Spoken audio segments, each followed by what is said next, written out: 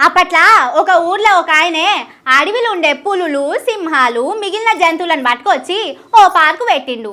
100 రూపాయల టికెట్ పెట్టిండు. కానీ గంత రేటా అని ఎవ్వరు వస్తలేరు. బాగా ఆలోచన చేసి లోపలికి పోడు ఫ్రీ అని బోర్డు తలిగించిండు. ఇక జనాలందరూ ఉరికొచ్చిండ్రు.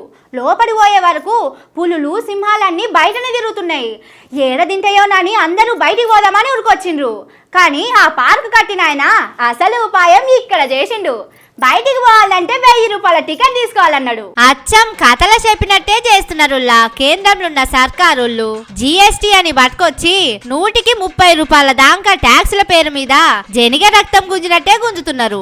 అవి సాల్తలేనట్టున్నాయి. పోషమ్మ పోగు చేస్తే మైసమ్మ మాయం చేసిందన్నట్టు జనం కీసలకెళ్లి కాసులు గుంజటానికి ఇంకో కొత్త కథ చేస్తున్నారు. ఇన్నొద్దులు ఏదన్నా కొంటనే ట్యాక్సులు కట్టుడు ఉంటుండే. కానీ ఇప్పుడు ఏదన్నా అమ్ముకొని నష్టపోయినా పైసలు కట్టాలన్నట.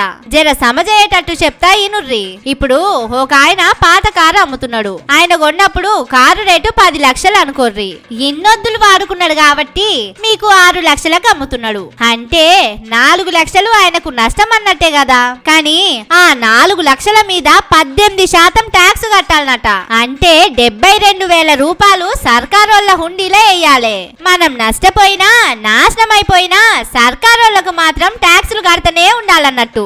ఇవన్నీ చూస్తాంటే ముంగట గాలి పీల్చినందుకు, అన్నం తిన్నందుకు, నీళ్లు తాగినందుకు, నిలబడ్డందుకు, కూసున్నందుకు, మన ఇంట్లో మన పైసలతోని కొన్న బెడ్ మీద నిద్రపోయినా ట్యాక్స్ కట్టించుకుంటారు కావచ్చు.